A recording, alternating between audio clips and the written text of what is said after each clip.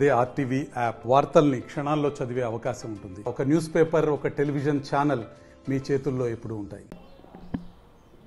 మాజీ ప్రధాని మన్మోహన్ సింగ్కు నివాళులర్పిస్తున్న పరిస్థితి కనబడుతుంది. ఉమ్మడి ఆదిలాబాద్ జిల్లా వ్యాప్తంగా కాంగ్రెస్ శ్రేణులు ఇప్పటికే నివాళులర్పిస్తున్న పరిస్థితి. అయితే ముఖ్యంగా మంచిర్యాల జిల్లాలో డీసీసీ సురేఖ మేడం ఆధ్వర్యంలో నివాళులర్పిస్తున్న పరిస్థితి కనబడుతుంది. ఇప్పటికే జిల్లాలో ఉన్న ఎమ్మెల్యేలు నివాళులర్పిస్తున్న పరిస్థితి కనబడుతుంది. మనతో పాటు డీసీసీ మంచిర్యాల జిల్లా అధ్యక్షురాలు సురేఖ మేడం ఉన్నారు. ఒకసారి మాట్లాడుతుంది. మేడం చెప్పండి.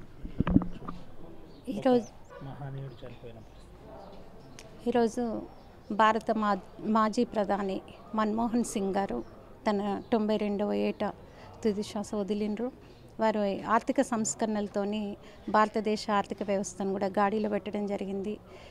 ప్రధాని దివంగత నేత పివి నరసింహారావు గారి క్యాబినెట్లో ఆర్థిక మంత్రిగా పనిచేసి ఆ రోజు విదేశీ మారక ద్రవ్యం పూర్తిగా లేకపోయిన సమయంలో ఒక 2 నెలలకు మాత్రమే సరిపడా ఉన్న సమయంలో మన్మోహన్ సింగ్ గారు ఆర్థిక సంస్కరణలతోని ఆ రోజు మన భారతదేశ ఆర్థిక వ్యవస్థ పటిష్టంగా రూపొందడం జరిగింది. అలాగే ఆ తర్వాత 10 ఏళ్ళు వారు భారతదేశానికి ప్రధానిగా కూడా పనిచేస్తున్నారు. ఆ సమయంలో వారు ఎన్నో ఆర్థిక సంస్కరణలు తీసుకొచ్చి విదేశీ పెట్టుబడులు ఈరోజు భారతదేశంలోకి వస్తున్నాయంటే దానికి కారణం మన్మోహన్ సింగ్ గారి ఆర్థిక సంస్కరణలే. అలాగే గ్రామీణ ప్రాంతంలో ఉన్న పేద ప్రజల కోసం కూడా వారు చట్టాలు చేయడం జరిగింది. ఇవాళ ఏదైతే 100 రోజుల పని ఉపాధి హామీ పథకం ఉందో అది ఆ రోజు మన్మోహన్ సింగ్ గారి ఆధ్వర్యంలోనే జరిగింది. అలాగే అప్పుడు ఒకటేసారి దేశవ్యాప్తంగా ఉన్న రైతాంగానికి చేయూతనిద్దామని చెప్పేసి ₹1,00,000 వరకు 60,000 కోట్లతోని దేశవ్యాప్తంగా రుణమాఫీ అనేది చేసిండ్రు. అట్లనే అన్నిటికన్నా ముఖ్యంగా చెప్పేది ఏంటి అని అంటే తెలంగాణ రాష్ట్ర బిల్లు కూడా మన్మోహన్ సింగ్ గారు ప్రధానంగా ఉన్నప్పుడే పాస్ అవ్వడం జరిగింది. అలాగే 2013 భూసేకరణ చట్టం ఇవాళ ఎవరైతే భూ నిర్వాసితులు ఉన్నారో వాళ్ళందరికీ కూడా న్యాయం చేయడం కోసం ఆ రోజు ఆయన తీసుకురావడం జరిగింది వారు ప్రధానిగా ఉన్నప్పుడే. అలాగే సమాచార రంగంలో కూడా ఒక విప్లవాత్మకమైన మార్పులు కూడా వారి టైంలోనే జరిగినాయి. ఇవాళ 3G 4G మనకు 5G కూడా అందుబాటులోకి వస్తుంది అని అంటే ఆ రోజు 4G వరకు మన్మోహన్ సింగ్ గారి వారు ప్రధానిగా ఉన్నప్పుడే జరిగింది. అలాగే ఇప్పుడు ఆర్టీఐ చట్టం ఇన్ఫర్మేషన్ సమాచార హక్కు చట్టం కూడా వారి టైంలోనే అది కూడా తీసుకురావడం జరిగింది.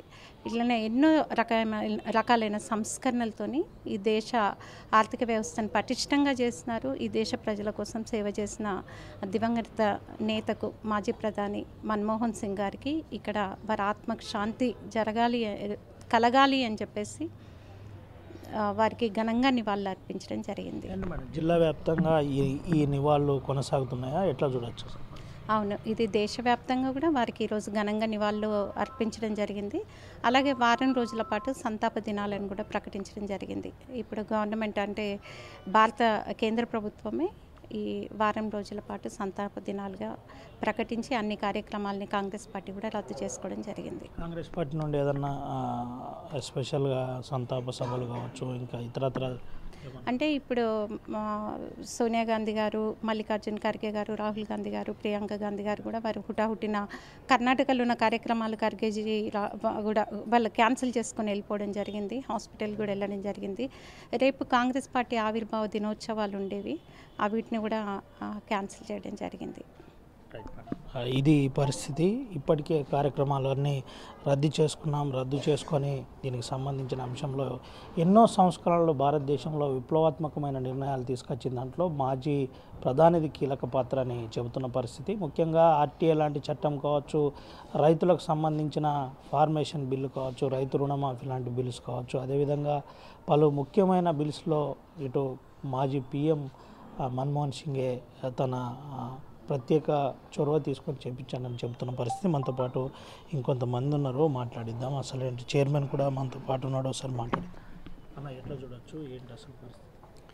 ఈరోజు భారతదేశంలోనే ముఖ్యమైన వ్యక్తులలో ఒక అతను ఎవరంటే మాజీ ప్రధాని మన్మోహన్ సింగ్ గారు అని చెప్పవచ్చు. ఎందుకంటే ఎన్నో మార్పులను తీసుకొచ్చి భారత ఆర్థిక వ్యవస్థను గాడిలో పెట్టిన వ్యక్తిగా ప్రతి ఒక్కరికి సుపరిచితుడుగా, మరియు ఆ రోజు పివి నరసింహారావు గారి క్యాబినెట్లో ఆర్థిక మంత్రిగా ఉండి ఆర్థిక వ్యవస్థను గాడిలో పెట్టిన వ్యక్తిగా ఈ దేశ ప్రజలు ఆయనను గౌరవిస్తారు. అలాంటి మహానీయుడు ఈరోజు మా మధ్యలో లేకపోవడం చాలా విషాదకరం. ఆయన ఎక్కడున్నా కూడా ఆయన మనసు, ఆయన ఆత్మ శాంతించాలని ఈరోజు పెద్ద ఎత్తున దేశవ్యాప్తంగా కాంగ్రెస్ శ్రేణులైతే ఏంటిది, ఎవరైతే ఆయన అభిమానులైతే ఏంటిది సంతాప సభలు ఏర్పాటు చేస్తూ ఆయనకు నివాళులు ఏర్పాటు చేయడం జరిగింది. మరి ముఖ్యంగా ఈరోజు తెలంగాణ రాష్ట్రంలో గౌరవ ముఖ్యమంత్రి వర్యులు ఈరోజు సెలవుగా ప్రకటించడం జరిగింది. వారి ఆత్మ శాంతించాలని మరొకసారి తెలియజేస్తున్నాం. ఎటువంటి సంతాప సభలు ఉండబోతున్నాయి? రానున్న రోజుల్లో కాంగ్రెస్ పార్టీ నుండి ఏమన్నా కార్యక్రమాలు చేయబోతున్నారా చైర్మన్ గారు?